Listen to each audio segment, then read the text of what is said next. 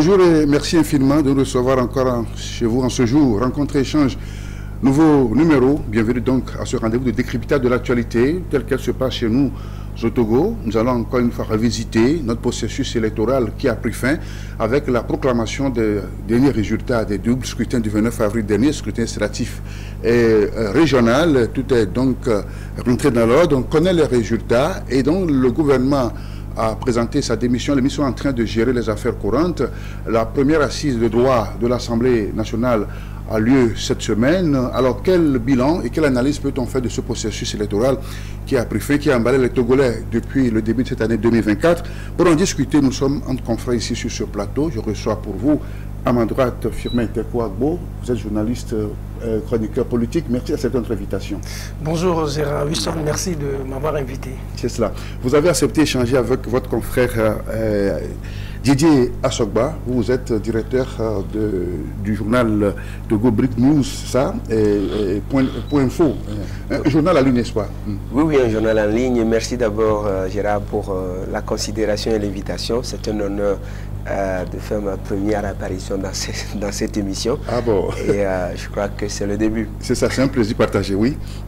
Alors, comment ça se passe chez vous, un journal en ligne? Alors, c'est un journal en ligne, c'est un journal comme tout autre, comme on a eu à connaître.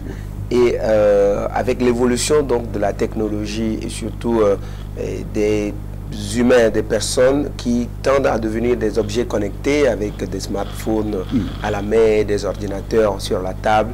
Et on a est né donc le concept de journal en ligne parce que le papier devenant un peu vieillot, encombrant et avec les histoires de l'environnement, il faut recycler un certain nombre de choses et abandonner un certain nombre d'habitudes.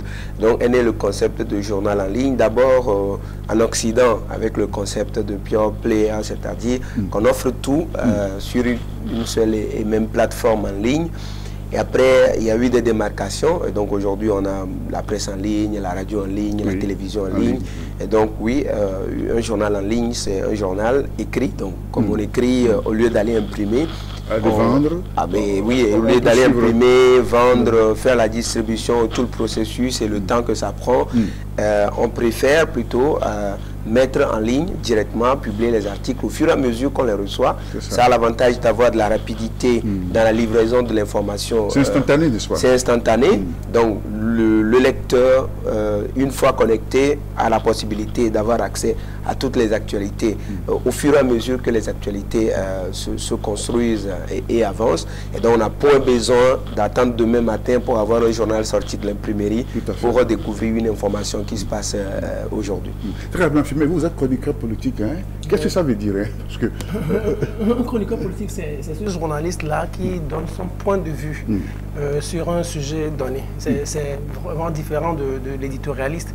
L'éditorialiste, c'est le patron de la rédaction qui donne la position de la rédaction ou du média. Donc, dans une même rédaction, on peut avoir un éditorialiste et un chroniqueur politique. Donc, le chroniqueur politique, ce qu'il dit n'engage pas forcément le média.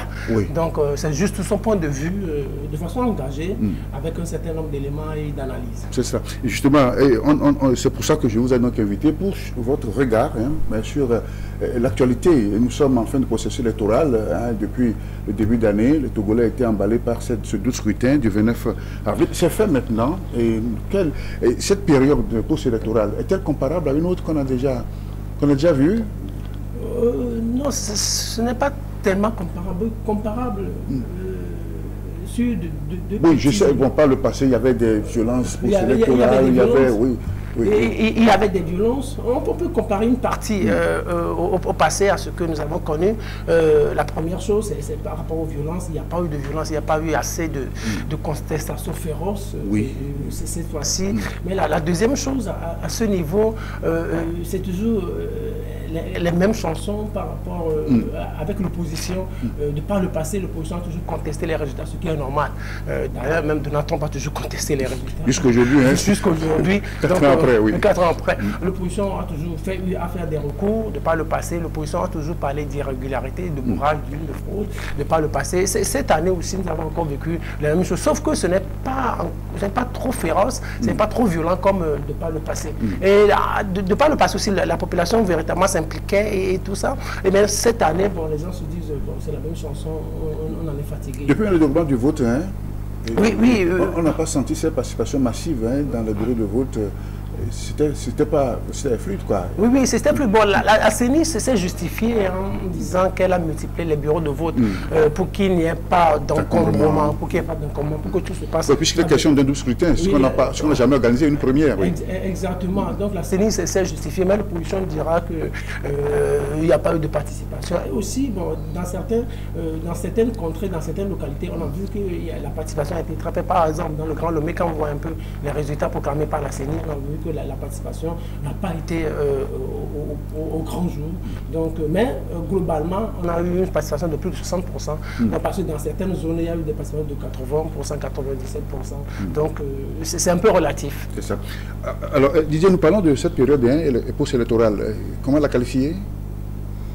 De morose, peut-être, si vous voulez, parce que on peut à tout le moins comparer cette période à la situation qu'on a eu à vivre à l'issue des élections législatives de 2013, par exemple, où c'est vrai, il y avait eu des manifestations, il y avait eu de soulèvements à peu près entre 2012 et début 2013, avant la tenue de ces élections-là, mais on a vu que juste après ces élections, on a vécu une situation pareille. C'est vrai que l'opposition à l'époque contestait les résultats, mais avait eu, bon, ok... Pas dans les rues comme... Pas dans les rues, il n'y avait pas eu de contestation dans les rues parce que c'était une coalition pratiquement qui était à l'élection et donc il fallait gérer le fruit de ce que la coalition avait gagné et ça a créé un petit souci. Donc le temps de s'entendre, la période de contestation n'avait pas eu lieu véritablement et on a assisté à une situation où voilà, l'opposition est partie siéger à l'Assemblée nationale. Il n'y avait pas eu tellement de contestation à l'époque de 2013. Nous sommes en 2024 maintenant, oui. Nous sommes en 2024 maintenant. 10 ans après l'élément nouveau, c'est ce que vous dites, comparativement à 2013, il y avait eu un engouement auprès de la population qui a d'abord participé massivement à ces élections-là, en votant et tout ça. Et aujourd'hui, on voit que la CENI a donné, voilà, les chiffres officiels sont les chiffres officiels. Et Firmin le disait tantôt, si on arrive aujourd'hui à avoir un taux de participation officiel que les opposants et d'autres participants contestent, c'est parce que... Finalement pas de 60%. Hein, Voilà, finalement pas de 60%. C'est parce que dans certaines contrées, on a des participations voilà, à la soviétique. On parle de 95%, 98%, 90% de participation. Alors que comparé à ce qui s'est passé dans le Grand Lomé, si vous voulez, dans une moindre mesure, dans la région maritime, Grand Lomé et région maritime, c'était vraiment une participation assez faible, autour de 30 à des endroits, autour Comment de expliquer cela? 40 à des endroits. Une lassitude de l'électorat ou bien, je sais pas, une manière de faire de la chose politique? Je crois fondamentalement que au-delà de c'est déjà fait, on pourra peut-être analyser en tant que journaliste et en tant que citoyen aussi des fois, c'est que ces élections ont connu des difficultés à être organisées. Vous savez, ces élections, d'abord les élections régionales, les gens s'attendaient à ces élections déjà autour de 2022 d'abord, et puis 2022 d'abord pour les élections régionales, et après, ces élections n'étaient pas organisées, les élections régionales n'étaient pas organisées en 2022 et on a poursuivi, parce que c'était à l'époque la CENI avait été mise en place. On a poursuivi le processus, ira-t-on, n'ira-t-on pas, et puis on entre en 2023 où on devrait organiser les élections législatives. Donc on se demandait est-ce que ces élections allaient être couplées, n'allaient pas être couplées. On a organisé de toute façon le recensement électoral avec toutes les difficultés qu'il y a eu, soulevées par les uns les autres. Et c'est finalement quelques acteurs politiques qui ont décidé qu'on s'en tienne à ce qui a été fait. Mais ça n'a pas fait taire les contestations des citoyens qui n'avaient pas été enrôlés. Et donc on a continué, on s'attendait, bon, ok, quand est-ce qu'on ira aux élections finalement? Ces élections, à quelle date? Ces élections seront-elles couplées? Quel est le calendrier du processus? Personne ne savait, ni les acteurs politiques, et la population encore moins. Donc du coup, on a continué comme ça, mais on arrive en fin 2023, il n'y a pas d'élection. Et on a juste appris à l'issue d'un conseil des ministres que le chef de l'État voudrait que ces élections aient lieu au plus tard fin premier trimestre. Donc, fin premier trimestre. C'est vague. C'est vague. Et il n'y avait pas de calendrier électoral à proprement parler qui est à la disposition et de la population et des acteurs politiques. Des gens se disaient à un moment donné qu'on n'ira pas aux élections. Vous avez eu à lire les propositions d'un certain nombre de partis politiques qui disaient, ok, bon, comme on n'arrive pas à les organiser maintenant, vaut mieux les organiser, organiser des élections générales en 2025.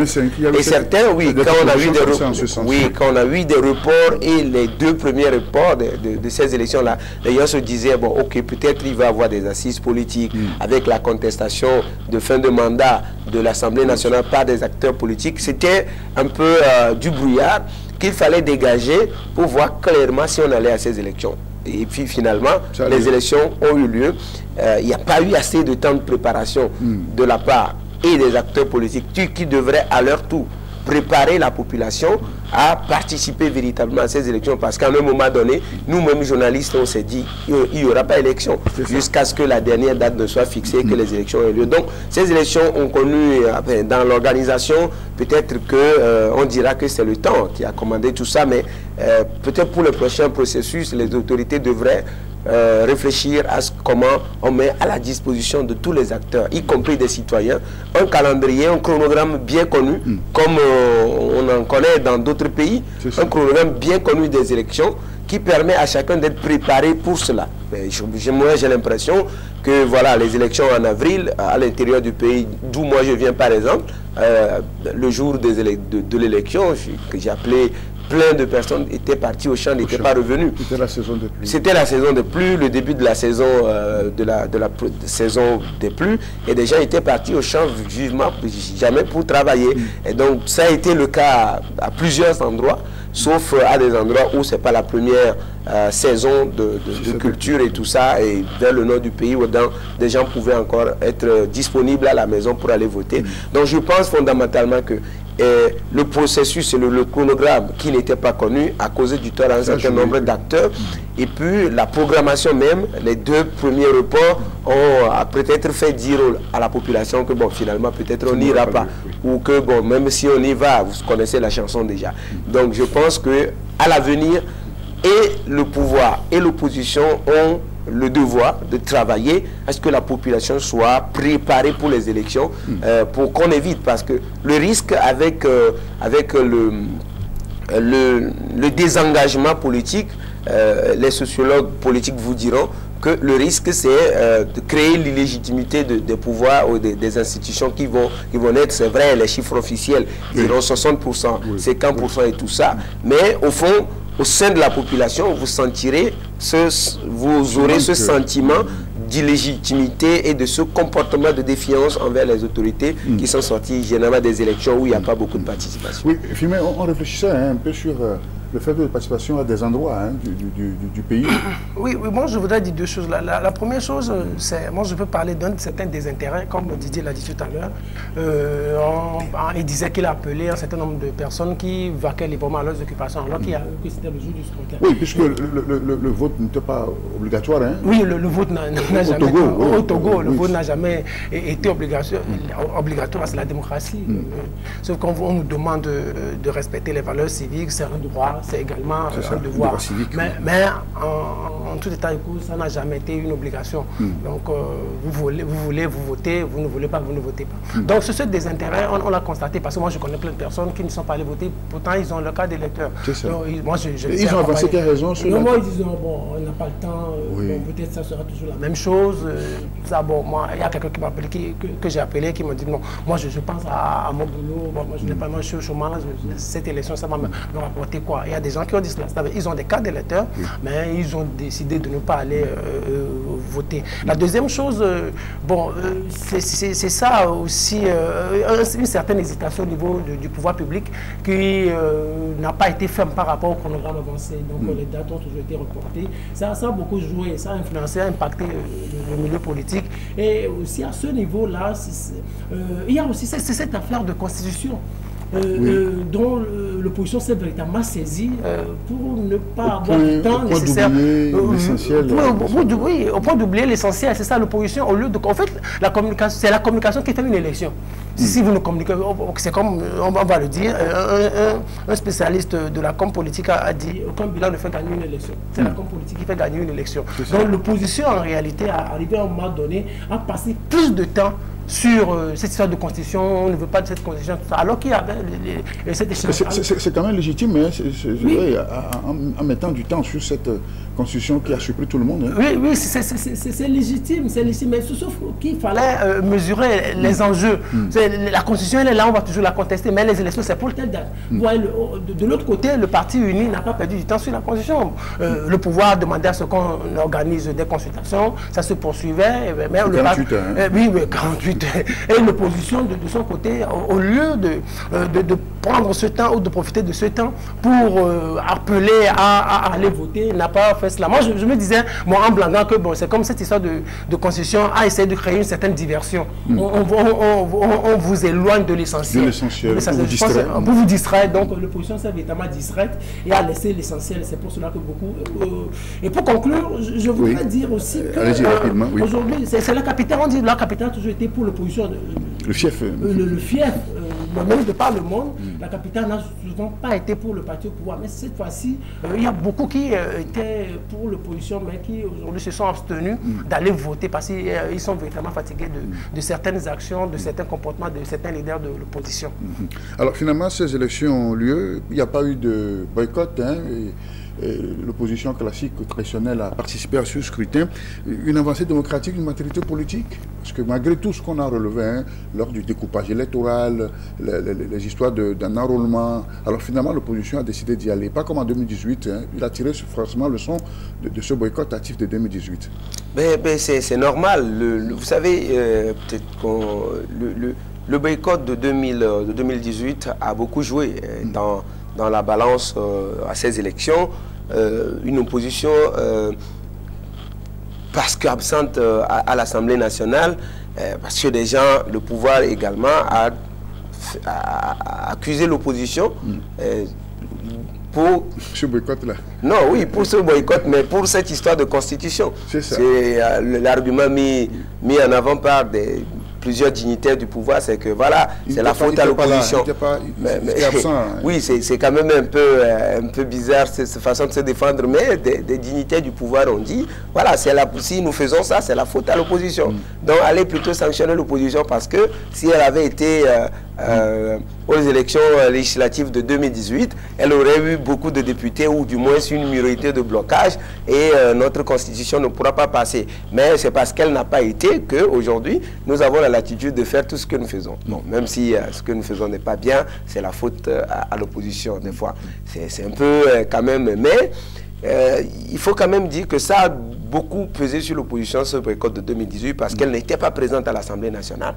Donc absente d'un certain nombre d'institutions, grandes institutions, parce que si on vous dit qu'il y a des opposants à la CENI par exemple, c'était quoi? C'était les NET, c'était les PDP, c'était les UFC, que dans l'opinion des gens considèrent comme, pour certains, voilà, généralement des béquilles du pouvoir. Alors que ceux qu'on connaît véritablement comme des opposants étaient traités durant les 6 ans-là comme des gens de l'opposition extra-parlementaire. Alors que si vous prenez le statut même de l'opposition togolaise, mais il n'y a d'opposition que d'opposition parlementaire. On ne considère pas... Quand vous lisez bien la loi sur le statut de l'opposition, tout à fait, oui. Il n'y a pas, l'opposition extra-parlementaire n'existe pas du point de vue de la loi. L'opposition n'existe que quand elle est au sein de l'Assemblée nationale. Et ça a véritablement joué sur un certain nombre de choix, sur un certain nombre de décisions, sur même des cadres de rencontres, de discussions, la composition. Et quand vous n'avez pas droit au chapitre, vous n'étiez pas là. Et même, vous voyez même que sur ces 6 dernières années, ce boycott a même joué sur même les activités que les partis là devraient organiser. Parce que pendant qu'on laissait les UFC tenir des meetings, laissait les NET aller faire des actions, circuler et tout ça, les PDP, tout ça, quand ANC veut faire quelque chose, on dit c'est interdit parce qu'ils n'ont pas d'autorisation, un certain nombre d'activités. Jusqu'aux conférences de presse. Hein? Même jusqu'aux conférences de presse, c'est interdit alors que les autres parlent, alors qu'on laisse les autres circuler librement sur toute l'étendue du territoire. Donc on a tiré le son de tout cela. Ils ont compris que c'était une faute de n'avoir pas été aux élections en 2018. Mais vous savez, un parti politique, surtout d'opposition en Afrique, il faut peut-être les comprendre. Ils n'ont pas de moyens, ils n'ont pas d'argent. Vous étiez absent pendant 6 ans pour revenir sur le terrain. Vous n'avez pas de députés qui ont contribué à la cagnotte du parti. Vous n'avez pas d'élus locaux qui ont contribué à la cagnotte du parti. Vous n'avez pas des hommes d'affaires. La plupart ont rejoint le parti au pouvoir naturellement. Vous n'avez pas les cadres requis dans les administrations qui doivent financer les activités. Or, il fallait participer. Et quand vous étiez à l'Assemblée, vous aurez le financement de partis politiques. Tout ça se décide, financement de partis publics, des partis politiques, ça se décide par rapport à la présence à l'Assemblée nationale. Vous n'avez rien de tout ça pendant 6 ans. Comment vous pouvez organiser des rencontres, organiser des meetings, mobiliser, avoir du carburant pour circuler le pays?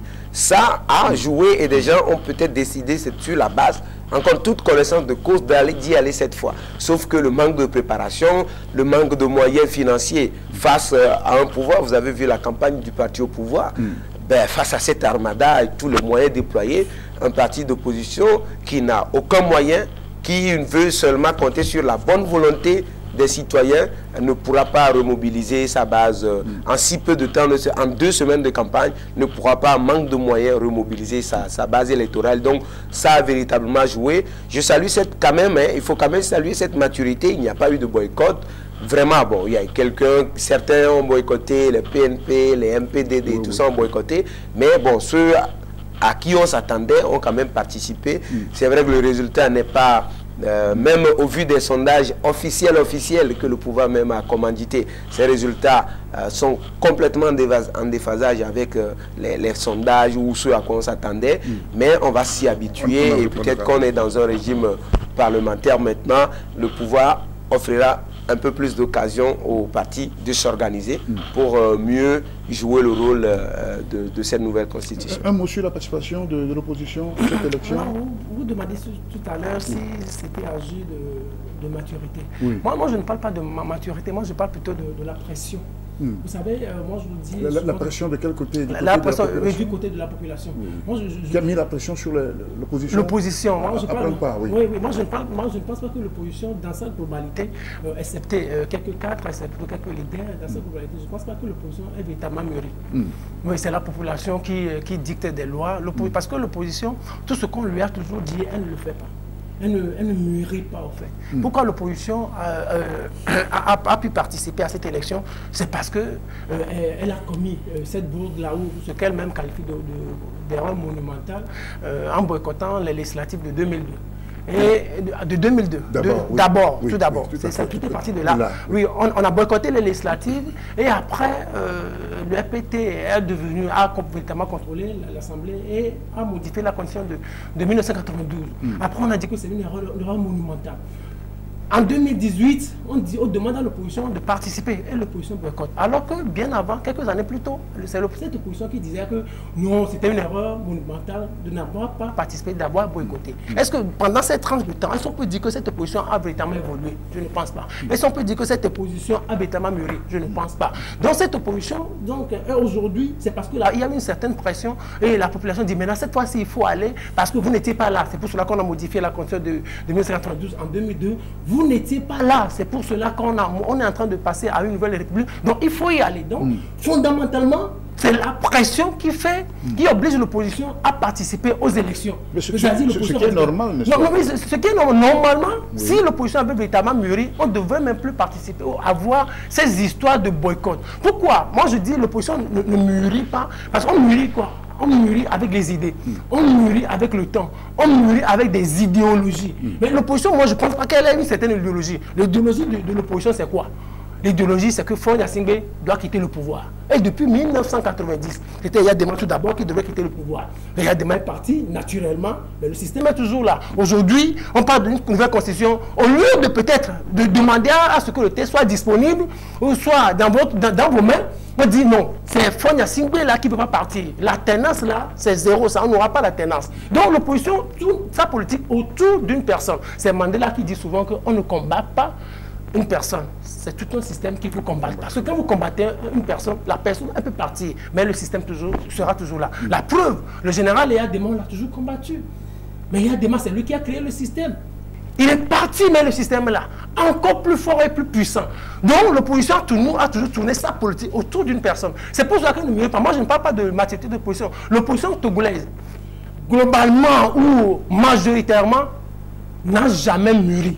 Mais toutefois, ceux-là qui ont toujours parlé de démocratie, la CDP, elle est toujours accrochée à ses valeurs. Quand vous lisez un peu toutes les activités de la CDP à ces 30 dernières années, vous voyez qu'elle parle toujours de valeurs. Mais les autres, globalement, pas toujours d'une seule personne, sont parqués sur une seule personne. C'est ça, c'est ce qui fait qu'en réalité, en 2018, au moment où tout le monde demandait, certains partis même de la coalition demandaient à ce que l'opposition aille à ces élections, aille tout d'abord à la CENI, parce que c'était 8-8 et 1 pour l'administration. On dit non, on doit boycotter. Et finalement, on a boycotté. Donc, quand on parle de maturité de l'opposition, moi je ne suis souvent pas d'accord. L'opposition, elle subit une pression populaire et c'est pour cela qu'elle n'évolue pas. Et c'est ce qui renforce même tout d'abord le système. Et le système sera toujours là. Et moi, c'est là où je considère que cette opposition constitue en quelque sorte une alliée pour le parti au pouvoir. C'est cela. Alors, nous ne sommes pas en train de faire le procès de l'opposition. Hein. Vous êtes d'accord avec moi? Non, bien sûr. Nous sommes dans une émission d'analyse, hein, en tant qu'homme de médias. Homme de médias. Donc, nous sommes pas. C'est avec des faits que nous analysons. C'est ça. Nous ne sommes pas du tout dans un procès hein, de l'opposition. Alors, finalement, l'élection a lieu. L'opposition a été mise en minoritaire et à 108 sièges. Alors, au-delà de toutes les allégations de fraude qu'on a relevées, soit en vrai ou en faux, quelle autre lecture peut-on faire de ce faible score hein, de l'opposition? C'est historique, hein? Oui, oui, c'est historique. Oui. C'est historique, 95%, oui, 96% pour le parti et 5% seulement pour 4% seulement pour toute l'opposition. Dans toute sa diversité, c'est vraiment historique. Et je pense que c'est peut-être le moment pour les leaders de l'opposition, au-delà de toutes les allégations de fraude, de changement de résultats, de bourrage d'urnes à des endroits, de changement de résultats ou de procès verbaux à des endroits ou du fait qu'on ait chassé certains délégués de l'opposition. Il y a ça, c'est pas seulement l'opposition traditionnelle qui a dit, même vous avez par exemple Jerry Tama qui dit que ces délégués ont été chassés, même vous voyez le parti Bâtir qui sort un communiqué pour dénoncer des violences sur des gens qu'on pourrait considérer comme, voilà, dans l'opinion, considérés comme des alliés. Si même ces gens-là ont subi un certain nombre de choses qu'ils disent ouvertement, voilà, naturellement, c'est pas les partis dont on ne veut même pas en entendre parler qui vont avoir un meilleur sort. Donc, au-delà de tout ça, je pense fondamentalement qu'il faut peut-être faire table rase de ce qui s'est passé, oublier rapidement ces élections et commencer par redéfinir de nouvelles stratégies qui permettront à cette opposition-là d'avoir un meilleur visage, parce que très rapidement nous irons, si ce n'est pas reporté encore, des élections locales auront lieu en 2025.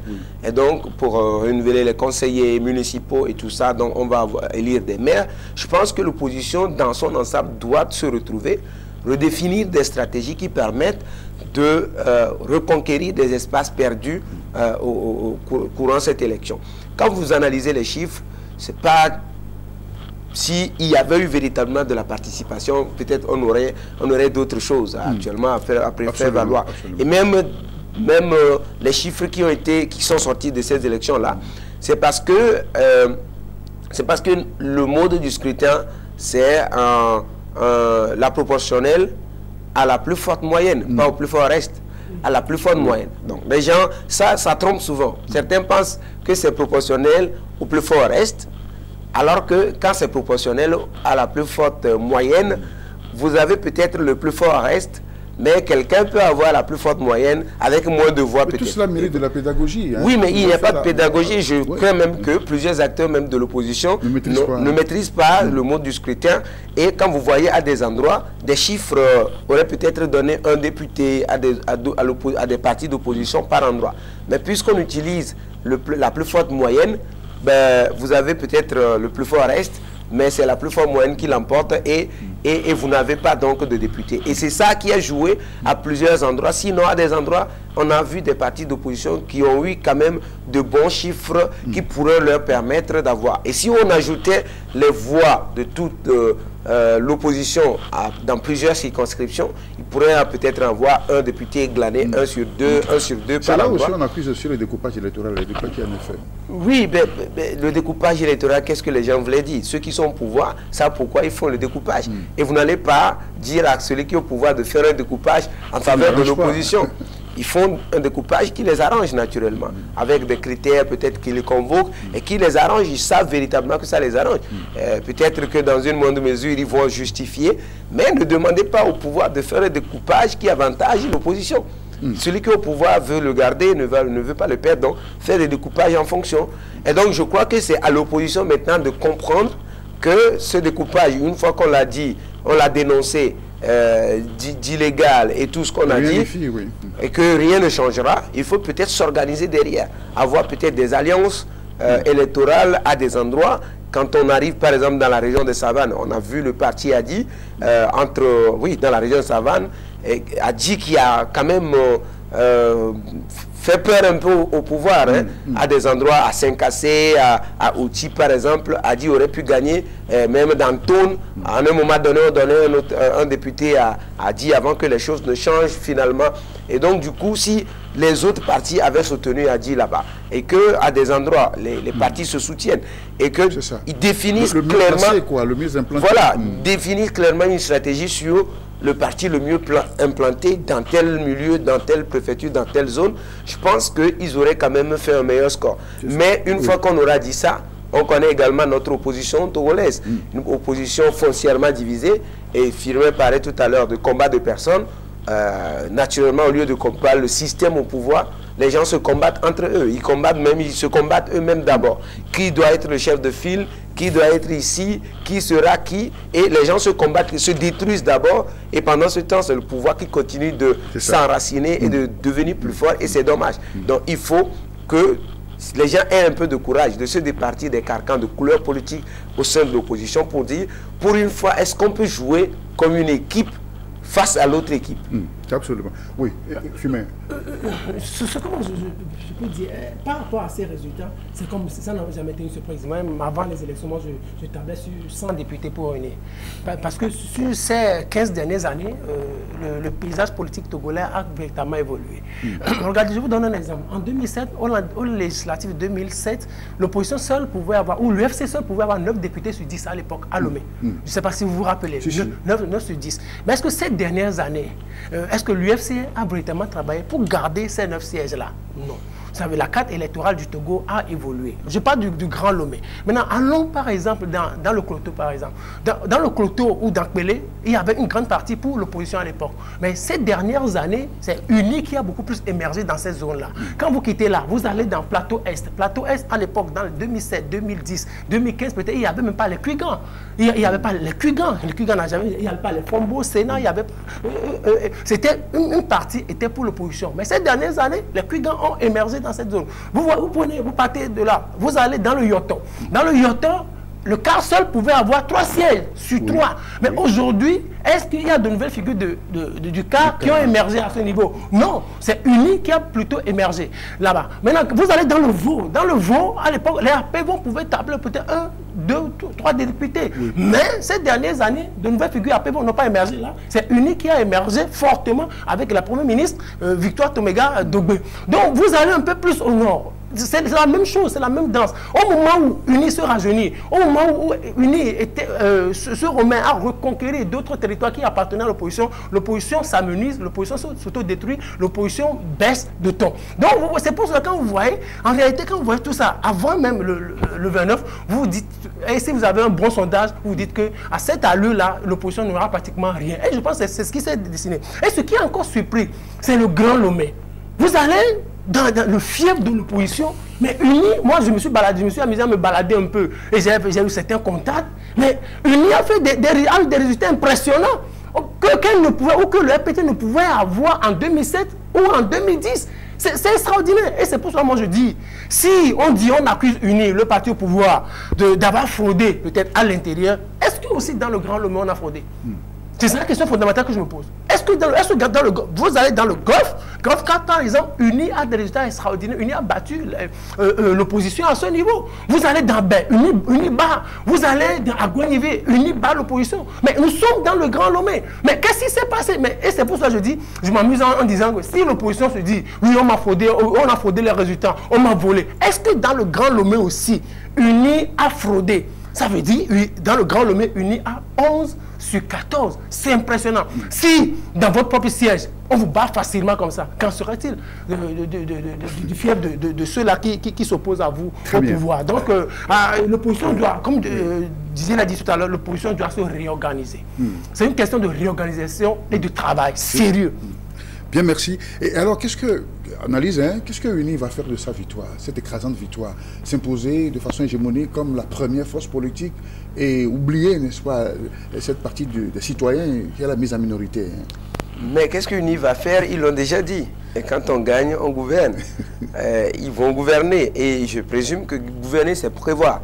Et quand on dit gouverner, c'est prévoir, mais pas seulement prévoir, c'est également répondre aux attentes des populations. Et je crois que fondamentalement, unir, au-delà de l'euphorie que ces résultats auraient pu donner, ces résultats également mettent encore plus de pression sur UNIR. Parce que ça, avec 108 députés sur 113 à l'Assemblée nationale, je ne crois pas que demain, on fera encore un procès à l'opposition d'avoir empêché le pouvoir de travailler.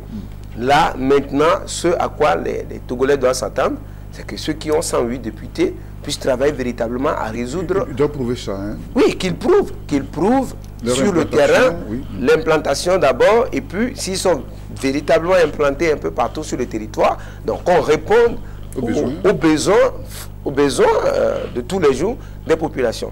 Vous voyez, maintenant, il a plu à Lomé il y a quelques jours, et il pleut encore ce matin. Depuis la nuit, il pleuvait jusqu'à ce matin. Et donc, vous avez vu, à des endroits, c'est impraticable. C'est ça, la victoire, voilà, c'est la victoire qui nous met déjà à l'épreuve. Les endroits où il n'y avait pas d'eau, l'électricité, c'est carrément partout, c'est tout le territoire. Nous sommes en temps de délestage. Hein, voilà, quand on a 108 députés, on n'a plus d'excuses. On trouve des solutions à des problèmes qui se posent et tous les jours. Donc le résultat devient une pression sur l'UNI. Mais ma foi, le résultat devient une pression parce qu'il faut prouver la prochaine fois. Pour prouver la prochaine fois, il faut bien travailler maintenant pour aller présenter le bilan. C'est vrai que Firmet disait qu'aucun bilan ne gagne une élection, mais des fois, quand on ne travaille pas, les gens sont sanctionnés. C'est vrai que nous sommes encore en Afrique où on ne peut pas véritablement mettre en avant un bilan d'une activité politique, mais je pense qu'à l'allure là, ceux qui votent ne sont pas des têtus, ne sont pas des bêtes, ils réfléchissent aussi. Après, UNIR est peut-être allé séduire des gens, y compris dans les fiefs de l'opposition cette fois, pour dire votez pour nous, nous allons répondre à tel besoin. Demain, si UNIR ne répond pas à ces besoins et ne fait pas, des gens vont peut-être dire mais vous nous avez trompé et nous retournons à nos premiers amours. Donc je pense fondamentalement que au-delà de ça, on nous a promis plus de démocratie dans le système dans lequel nous entrons, plus de démocratie, plus de développement, plus de démocratie, ça veut dire que des gens auraient la liberté d'expression, la liberté des activités politiques. Et quand on parle de régime parlementaire, c'est un régime qui est bâti autour des partis politiques. Je veux croire qu'on laissera la possibilité aux partis politiques, comme tu le dis, de l'opposition, de pouvoir exister, parce que sans l'opposition, on ne parlera jamais de pouvoir. Et donc, de pouvoir exister, de pouvoir travailler et de pouvoir continuer à se relever, et que le parti, au-delà de la grandeur affichée, puisse tenir compte également des voix dissidentes, des voix minoritaires qui des fois, ont des sujets de pertinence qu'ils présentent et tout ça. Et donc, il faut véritablement tenir compte de tout ça et ne pas aller s'enfermer, comme de par le passé. On a vu le pouvoir, après des victoires comme ça, aller s'enfermer. Ils attendent 5 ans après pour revenir sur le terrain et tout ça. Mais que fait de ce résultat de l'UNI? Moi, je veux même plutôt parler de ces résultats, parce que l'UNI a déjà tourné la page. Parce que, je ne sais pas si vous voyez, au lendemain la page? Oui, au lendemain des résultats, vous voyez, on est allé, on a circulé dans les mosquées, dans les églises, pour aller dire merci à Dieu. Ça veut dire l'UNI a commencé une nouvelle campagne, ça. C'est de la com que l'UNI fait. Maintenant, on va vers la population pour dire merci. C'est de la com politique que l'UNI a fait. Donc ça veut dire l'UNI vise déjà les élections prochaines, les élections locales. Donc moi je dis, à l'UNI, il y a un slogan qui dit lorsqu'on gagne, on gouverne. Alors les Togolais ou ceux qui dirigent n'ont pas besoin d'avoir 108 sièges avant de bien gouverner. Ce que les Togolais veulent, c'est la bonne gouvernance. Ce que les Togolais veulent, c'est que le panier de la ménagère ne soit plus menacé. Ce que les Togolais veulent, c'est avoir plus d'électricité, plus d'énergie. Ce que les Togolais veulent, ce n'est plus ces histoires d'inondation. Ce que les Togolais veulent, c'est faire baisser la pression fiscale. Ce que les Togolais veulent, tout le monde veut manger à sa faim, c'est tout. Quand on a le minimum, on arrive à s'assurer 3 repas par jour, on vit avec plus de $2 par jour. On s'en fout de la politique. Ce que les Togolais, on s'en fout de la politique.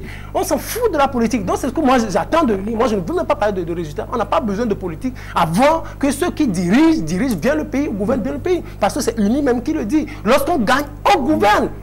Donc, gouvernez bien, c'est ce que les Togolais attendent de vous. Gouvernez bien, qu'il y ait moins de corruption, que tout le monde mange à sa faim, que ce délestage-là disparaisse, qu'on ait une bonne politique énergétique. Voilà, une bonne politique énergétique. Pas de petits projets, une bonne politique énergétique, globale. Sur 5 ans, sur 10 ans, sur 20 ans, sur 100 ans. Et on se dit, dans les 10 prochaines années, on n'aura plus de délestage. C'est ça en fait, parce qu'on a eu un délestage sérieux en 98, bon, ce que nous on a vécu quand on était tout petit. En 2006, on a eu un délestage sérieux. Mais aujourd'hui encore, on a un délestage, mais ça veut dire que nos politiques, ça ne concorde pas. On ne tient pas compte du futur. Donc que nos politiques s'adaptent aux réalités futures. C'est ce que moi je demande à l'UNI. On n'a pas besoin de 108 sièges. Non, ce n'est pas une question de pression, mais c'est une question de bonne foi. C'est une question de confiance. Vous savez que les gens ont confiance en vous, alors surprenez-les positivement. Très bien. Rencontre échange, nouveau numéro. Nous parlons du bilan et des analyses que l'on peut faire du processus électoral qui a déjà pris fin. Et Firmin est mon invité avec Didier. Ensemble, nous réfléchissons sur ce processus électoral qui a donc pris fin il y a cela quelques jours. Et l'actualité maintenant, c'est cette première assise de droit de la nouvelle législature depuis mardi dernier. Et déjà, les polémiques commencent encore, puisque les 5 représentants de l'opposition, tous n'étaient pas présents à la première assise de droit qui a lieu mardi dernier, notamment Maître Didier Yapevon n'était pas là et Jean-Pierre Favre aussi n'était pas là non plus. Quelle interprétation en faire? Non, il n'y a rien à dire. C'est la même chose que nous disons tantôt, c'est que nos opposants se trompent souvent de combat. Et après, vous avez beau contester les résultats, mais des gens vous ont quand même voté. Des gens, je crois que c'est pas l'UNI qui a attribué un siège à ANC, c'est pas non plus les institutions de la République qui ont attribué un siège à Pévon. C'est parce que des électeurs togolais leur font confiance, sont allés les voter le 29 avril. Donc, au nom de cette confiance, ils doivent répondre? Naturellement. Naturellement. S'ils ne veulent pas aller siéger à l'Assemblée nationale, autant peut-être dissoudre leur parti politique. Et moi, ma foi, c'est ce qu'il faut comprendre. Parce que si vous dites que vous n'allez pas siéger, parce que vous ne reconnaissez pas les résultats, est-ce que ceux qui gouvernent là, ils vont prendre des décisions, ils vont respecter ou ils vont quitter le Togo? Ils vont disparaître du Togo? Non, ils vont être au Togo. Et ceux qui ont gagné là vont gouverner et vont prendre un certain nombre de décisions auxquelles nous tous nous allons nous soumettre. Mais quand même des gens, vos militants qui vous ont fait confiance, qui sont allés voter pour vous, respectez-les. Pour les laisser présents, c'est une façon d'accompagner le pouvoir dans ces manœuvres. Non, mais accompagner comment? Je crois que On sait que l'ANC a un siège à l'Assemblée nationale. L'ANC avait eu 19 sièges à l'Assemblée entre 2013 et 2018. Mais qu'est-ce qu'elle en avait fait? On savait qu'une fois que dans l'Assemblée nationale, une fois que le parti au pouvoir est majoritaire, la minorité ne fait pas grand-chose. La minorité ne fait pas beaucoup de choses et va peut-être participer à quelques instances, mais ne peut pas faire quelque chose. C'est la majorité qui gouverne. Donc à partir de ce moment, personne ne fait pas... Donc ils ont accompagné le pouvoir entre 2013 et 2018. En 2007, l'UFC d'alors et le CAR ensemble avaient 31 députés sur 81. Qu'est-ce qu'ils pouvaient faire? Ils ne pouvaient pas faire parce que le RPT avec ses 40 députés gérait le pays déjà. Donc ça, c'est le système. Donc si vous avez un député, vous avez 2 députés, tous allez rester là-bas. Si au moins on a dit qu'on a fait une nouvelle constitution, nous ne sommes pas au courant, on n'a pas vu le test.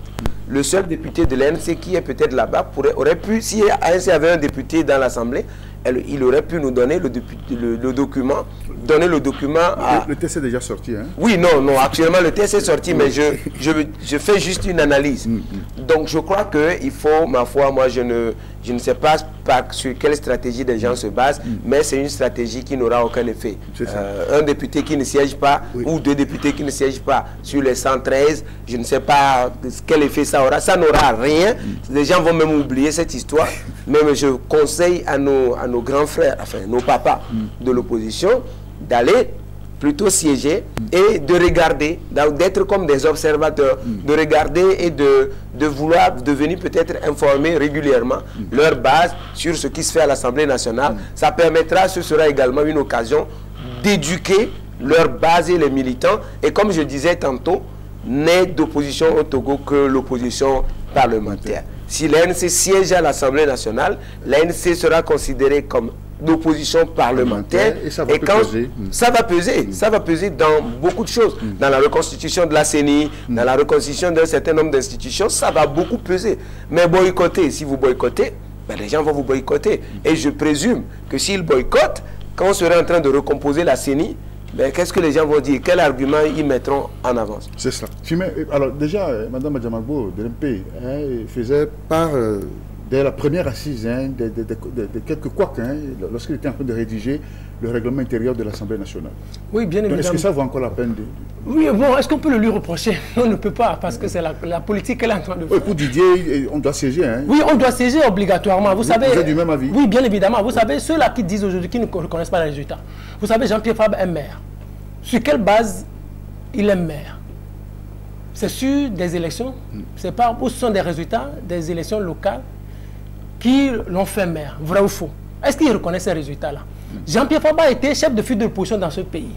Ce sont des résultats des élections. Est-ce qu'il reconnaît ces résultats-là? Ceux qui ont organisé, cette même personne, ou ce même système, ce même pouvoir, cette même administration qui a organisé les élections, qui ont fait de lui maire, qui ont fait de lui chef de file de l'opposition, qui ont fait de lui député de par le passé, c'est cette même administration qui a organisé cette élection de 2024. Alors on se pose fondamentalement le problème. Qui fait encore de lui un député. Et qui fait encore de lui un député. Donc se pose fondamentalement le problème. Non, je pense que le problème au niveau de l'ANC, c'est qu'on ne se rend pas compte qu'on a perdu du terrain. C'est-à-dire, vous savez, dans même avant que Jean-Pierre Fabre ne soit maire, Jean-Pierre Fabre n'est pas sorti comme ça, juste avec les résultats des élections. Il a fallu une certaine coalition pour qu'il soit élu maire. Oui, ça veut dire déjà, il doit reconnaître que non, ceux-là qui me faisaient confiance ne me font plus confiance. Ou certains ne me font plus confiance. Même dans son propre fief. Ça veut dire, mais Uni l'a battu. Donc là, il est en train de perdre du terrain. Donc ils doivent dire la vérité à leur population, leur base. Comme ça se fait dans plusieurs pays. Ça veut dire, vous perdez les élections, vous venez devant la caméra, vous dites, cette fois-ci, on a perdu. Jospin a fait la même chose, Sarkozy a fait la même chose. Oui, on a perdu, mais merci à vous tous qui avez eu confiance en nous. Donc je pense que c'est ça qui manque. Vous parlez de maturité tout à l'heure. Vous savez, si on était vraiment mûr, on avait gagné en maturité, on ne serait pas encore à ce niveau. Ce boycott-là, c'est ça encore cette histoire de boycott. Donc on ne mûrit pas au niveau de l'opposition. Soit, c'est comme Fonia Singba a dit, soit vous venez, il a dit en 2005, soit vous venez, on avance ensemble. Soit vous ne venez pas, on avance en vous. C'est-à-dire, lors des législatives passées, c'est-à-dire de 2018, l'opposition radicale ou l'opposition classique n'était pas là. Mais le pays a avancé. les gens continuent par vaquer librement à leurs occupations. Mais ce qui serait beaucoup plus intéressant, c'est de faire ou de considérer un peu ceux qui ont fait qui vous ont accordé leur confiance. Des gens vous ont fait député, des milliers de Togolais vous ont fait député, ont fait de vous député. Alors allez-y, allez siéger et vous venez leur rendre compte. Et à la prochaine, vous leur direz, oui on a été, c'est ce qui s'est passé, mais faites-nous encore confiance et on va gagner encore plus de terre. Je pense que c'est ce qui est idéal. Et puis, l'opposition doit savoir que le temps est en train de jouer contre elle. Je disais quelque chose quelque part l'autre fois. Regardez, ces dernières années, depuis 2013, on a demandé des législatives 2013, le doigt d'âge, on a trouvé ça où? Dans l'opposition. C'était l'ensemble de l'ANC. C'est ça si vous vous rappelez. Oui, oui. Donc, au niveau de UNI, on n'avait pas pu trouver un doigt d'âge. En 2018-2019, lendemain des législatives, le doigt d'âge, c'est où? C'est dans l'opposition. Un certain André Johnson, paix à son âme, UFC. Aujourd'hui encore, législative, doigt d'âge, c'est à dire opposition. Mais ça veut dire de l'autre côté, UNI se rajeunit.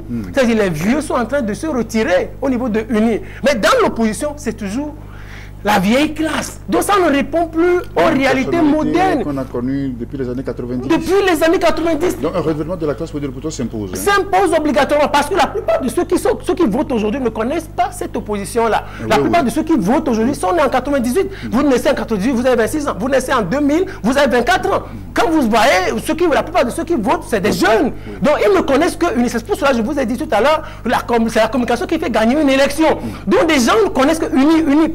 À l'église, on parle de UNI. Dans les mosquées, on parle de UNI. Dans les contrées, on dit UNI a fait don. C'est de la com psychologique.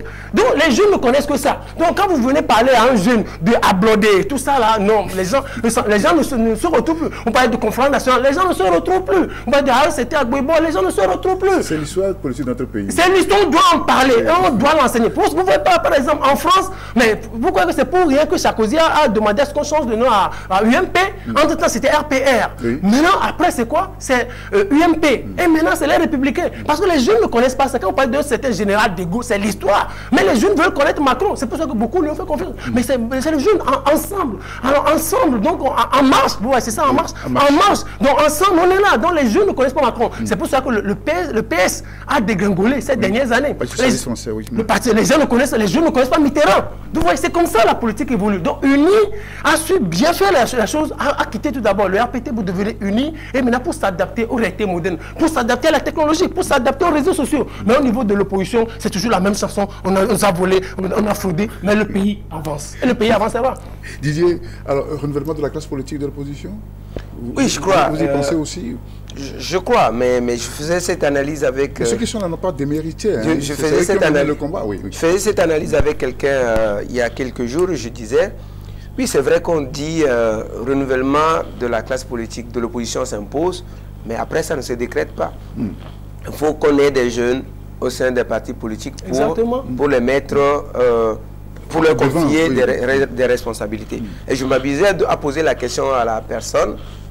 C'était un cadre du pouvoir. Je lui posais la question, ok, vous insultez Fabre naturellement, mais si Jean-Pierre Fabre dit aujourd'hui que je démissionne de la tête de l'ANC, qui peut être président parmi les jeunes de l'ANC? On a préparé quelqu'un? On a circulé, on a vu personne. On n'a vu aucun jeune qui aujourd'hui a la capacité de pouvoir reprendre l'ANC. Même chose, si vous... Bon, le CAR, ils se sont détruits eux-mêmes.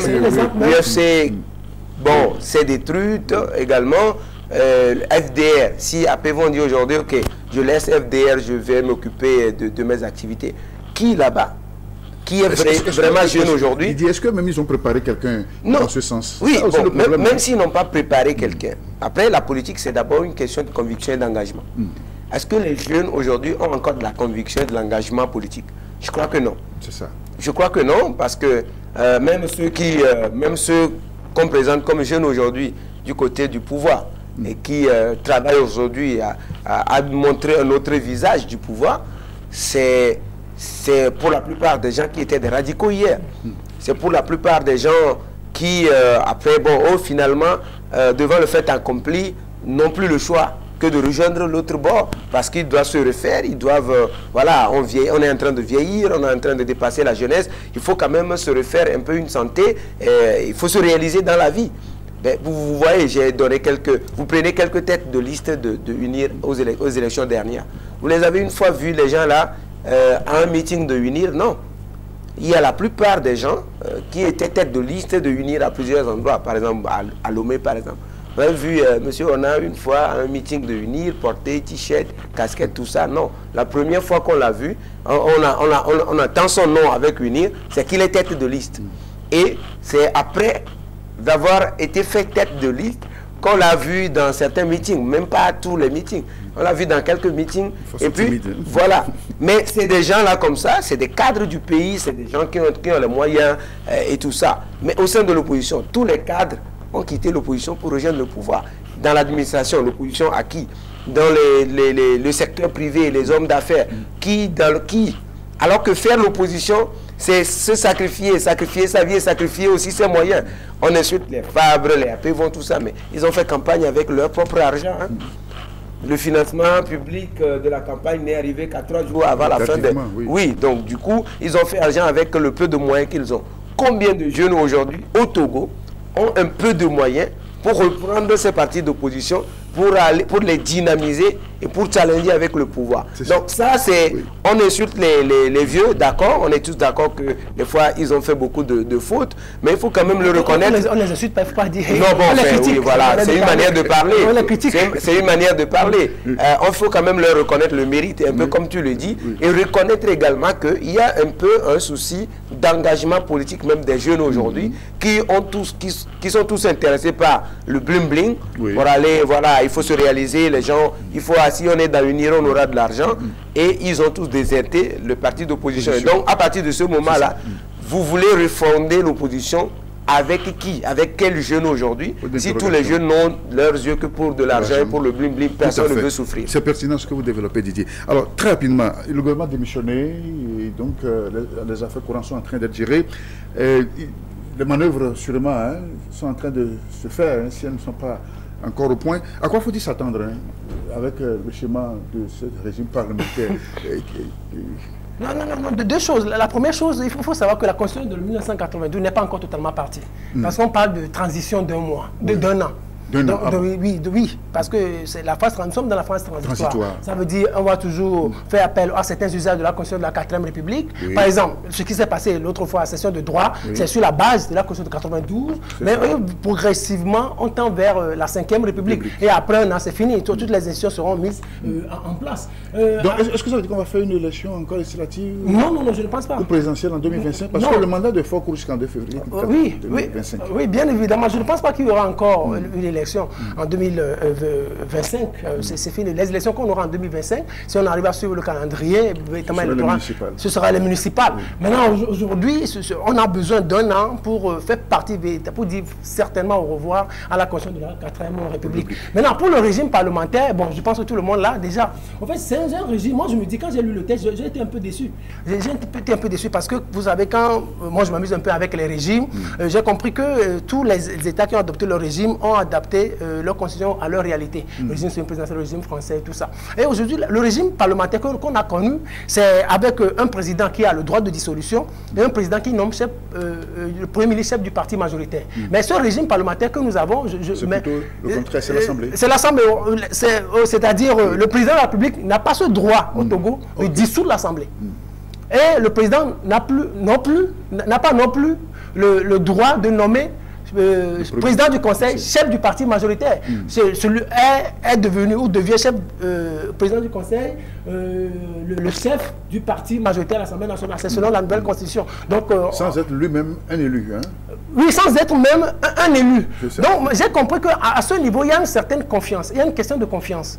C'est-à-dire, au Togo, avec la crise que nous avons connue, avec la Constitution de 1992, avec ce qu'on a vu avec Edem Kodjo, où le pouvoir se partageait entre le président de la République et le Premier ministre, au Togo, avec cette nouvelle Constitution, on ne veut plus de problème. On ne veut plus de problème entre le président de la République et le président du Conseil. Le président de la République, lui, il est là seulement à titre honorifique, véritablement honorifique. Parce qu'en Grande-Bretagne, on a la reine ou le roi peut dissoudre l'Assemblée.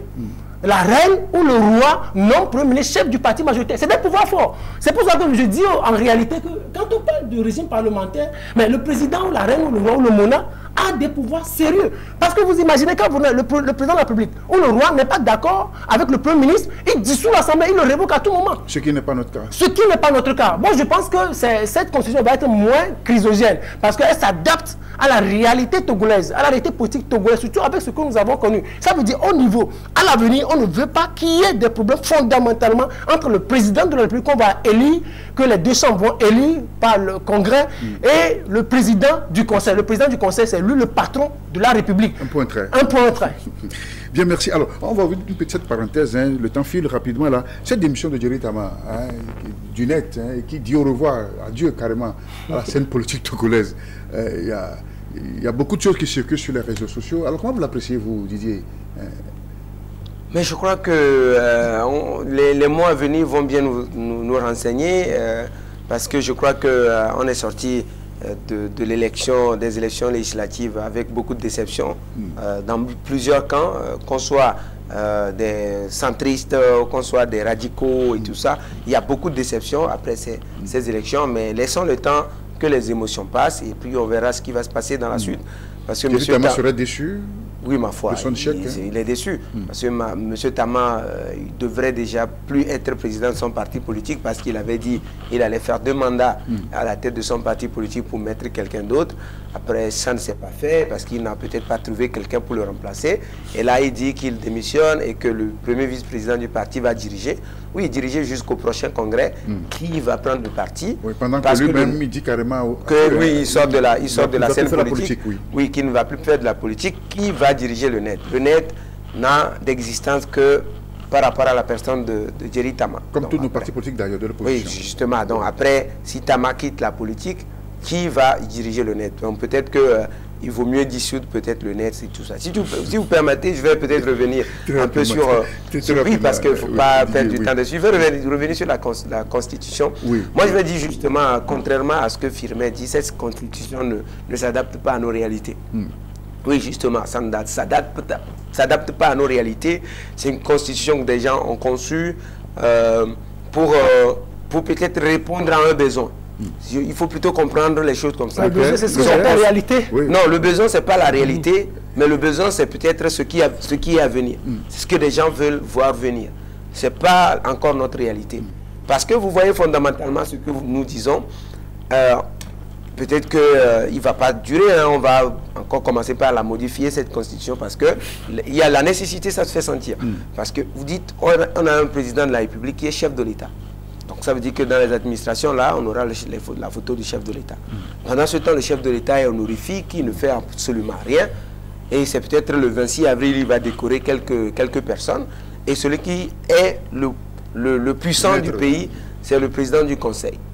Le président du Conseil, personne ne peut le gommer. S'il a la majorité à l'Assemblée, tant qu'il aura la majorité à l'Assemblée nationale, personne ne peut le gommer. Et tant qu'il sera toujours chef de son parti. Oui. S'il a fondé son parti politique, tu veux le remplacer.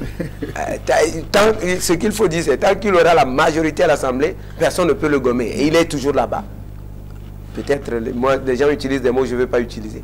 Donc, à partir de ce moment-là, il n'y a véritablement pas de contrepoids. Or, le pouvoir, c'est le pouvoir qui arrête le pouvoir. Si vous avez un président du Conseil qui est tout puissant, il faut quand même avoir quelques éléments du côté du président de la République qui arrête le pouvoir. Mais c'est dans ce cas-là, s'il a la majorité à l'Assemblée nationale, l'Assemblée ne peut pas l'arrêter, il fait ce qu'il veut, il dispose de l'armée, et voilà, il fait ce qu'il veut et personne ne peut l'arrêter. Et donc, à partir de ce moment-là, ne créons pas un précédent dangereux. Moi, je pense que si un jour, la discipline qui est actuellement n'existe plus et que demain, on trouve une tête brûlée quelque part là, qui prend la présidence du Conseil, on sera dans du n'importe quoi. Et il faut peut-être réfléchir à l'avenir, si modification va y avoir. Des éléments que Firmin est en train d'évoquer là, notamment le pouvoir de révocation, par exemple. Le pouvoir de dissolution peut-être de l'Assemblée, ou s'il ne peut pas révoquer le président, il faut peut-être dissoudre l'Assemblée. Dans la première ou deuxième version du texte, il y avait ces éléments-là. Mais dans la version finale, tout ça est parti. Et finalement, on se demande quel est le type de régime parlementaire dont on parle. Parce que c'est finalement un régime présidentiel qui prend le nom du régime parlementaire. Parce que le président du Conseil, c'est un véritable président de la République tout puissant. Avec tous les pouvoirs. Avec tous les pouvoirs. Et le président de la République, dans ce système-là, n'est que le premier ministre qu'on aura connu, sauf que cette fois, il ne sera plus garçon de course ou femme. En fait c'est ça. C'est ce qu'on avait eu avec cette crise que nous avons connue en 92 ou en 94. Le pouvoir se partageait. Et c'est ce qui a obligé, au contraire, il y a des mains à faire modifier la Constitution de 92. Parce que je donne juste un petit exemple. Sur la Constitution de 1992, on dit le gouvernement détermine et conduit la politique de la nation. Maintenant, avec la version modifiée, on fait partie, on ajoute aussi, sous l'autorité du président de la République. Le gouvernement détermine et conduit la politique de la nation. Ça veut dire en réalité, le gouvernement et le Premier ministre disparaissent. Donc, il y a des mains redevenues puissants. Donc je pense que c'est là où c'est ce que j'appelle réalité. C'est-à-dire, pour éviter cette crise-là, je pense que ceux-là qui ont initié cela, au moins, je crois que pour certaines années à venir, on aura moins de crise sur le plan constitutionnel. Maintenant, par rapport à directement. Directement, oui. Regardez, moi, je voyais certaines admirations à directement. Ben, finalement, j'ai compris que directement n'est pas véritablement mature politiquement. Excusez-moi de le dire, puisque vous avez parlé de maturité. Pourquoi? Parce qu'on ne démissionne pas comme ça dans la fièvre électorale. C'est pas possible. Jospin l'a fait, il a regretté. Hollande a démissionné, il s'est abstenu de se présenter en 2017, mais il a regretté parce qu'il y avait une fièvre électorale. Ça ne se passe pas. Parce que du jour au lendemain, après l'émotion, vous allez regretter la décision. Mais la deuxième chose, quand on ne quitte pas la politique comme cela. On est jeune, on ne quitte pas. Même avec les coups, avec les blessures, avec les déceptions, on y reste. C'est pour ça que je voue une certaine admiration aux Jean-Pierre Fabre, même si je les critique, ils sont toujours dedans. Vous imaginez? Les APV sont toujours dedans. Agbomé est mort en exil. C'est ça la politique. La politique, il faut savoir que ce n'est pas seulement gagner un siège à l'Assemblée nationale ou avoir 3 députés. La politique, ce n'est pas seulement le moment de joie. La politique, c'est la tristesse, c'est la défaite, c'est l'échec. Lorsqu'on y rentre là, il faut s'attendre à tout ça. Directement, en réalité, à considérer la politique comme un terrain d'affaires. Quand tu viens, tu dois toujours gagner. On ne gagne pas toujours en politique. On perd aussi. Donc, moi, je pense que... il disait, moi, c'est ça qui m'intéresse, il interdisait aux jeunes de faire de la politique. Alors que la plupart de ceux qui constituent son parti sont des jeunes. Donc, il va dissoudre le parti. Mais je pense qu'il dit une chose et son contraire. Très bien. Merci à vous. Merci Didier. Merci Firmin. Je vous retourne la parole en quelques 5 secondes pour conclure cette émission.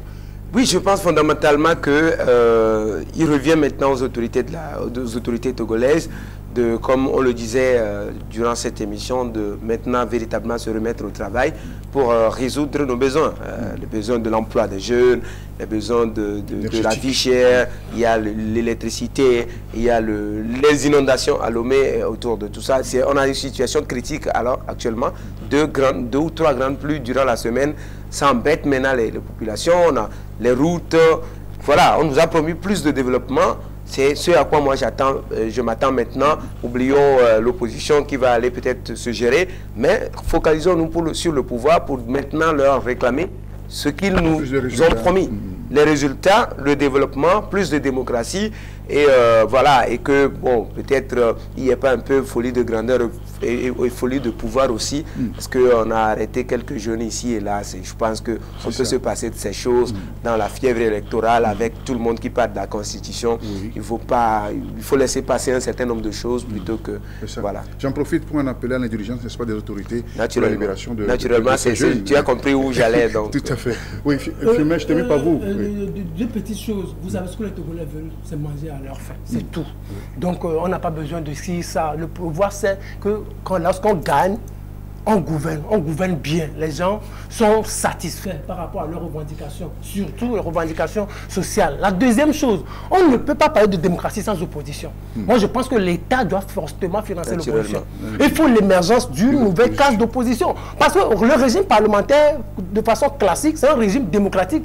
Donc, en réalité... C'est un régime des partis. Un régime des partis. Donc, on a besoin de plus de partis, avec assez de poids, avec assez de moyens. C'est là où on aura des débats. Sinon, contradictoire. Sinon, on ne peut pas, parce que vous avez 108 aujourd'hui, ça va être difficile sur le plan de la démocratie. Parce que vous pouvez vous danser et vous apprécier. Oui. Donc, moi, je voudrais qu'on s'inspire un peu de ce que Talon a fait au Bénin, c'est-à-dire en assainissant l'atmosphère politique du Bénin, en formant 4 grands groupes politique. C'est-à-dire c'est l'État qui met l'argent et chaque trimestre, il envoie de l'argent. L'État envoie de l'argent pour permettre aux partis de se moderniser, d'organiser leur formation, de faire leur meeting, de critiquer le pouvoir. C'est ça la démocratie. On ne peut pas faire la démocratie sans opposition. Donc l'État doit financer fortement l'opposition. Et dire aussi qu'on ne peut pas commettre le risque de retourner à une période de parti unique, un peu comme ça se décide. Ce sera regrettable pour le Togo et regrettable pour ceux qui auront initié ça. Parce que, comme il le dit, si nous allons dans un régime parlementaire, le régime parlementaire, c'est un régime des partis. C'est les partis qui font le Parlement et qui donne du dynamisme à la vie politique. Si on n'a pas ça... Oui. Mais merci, hein. On est obligé d'arrêter, n'est-ce pas? Parce que le temps imparti à cette émission est déjà terminé. Merci Firmin pour votre disponibilité. Vous avez bravé la pluie pour arriver. Bien évidemment. C'est aussi un honneur. C'est ça. Didier, merci. C'est aussi notre mission d'être toujours là et de répondre aux invitations. Oui. Il faut vous dire que nous sommes tellement honorés parce que lorsque moi je vous suivais, j'étais en 4e. Ah d'accord. Félicitations à vous. Moi, je ne sais pas. C'était mon grand frère de plusieurs années, donc imaginez à quel... Peut-être j'étais au primaire. 1 ou 2 ans. Merci pour la com. Alors, amis téléspectateurs, c'est la fin de ce numéro. Il était question de faire un bilan et analyser le processus électoral qui a pris fin, depuis avec les résultats et le gouvernement qui a donc demandé sa démission. La première assise de droit de l'Assemblée qui a lieu mardi dernier, Firmin et Didier étaient mon invité. Merci à vous. Pour la semaine prochaine pour d'autres réflexions. Au revoir et à très bientôt. Merci Firmin. Merci. Didier. Merci.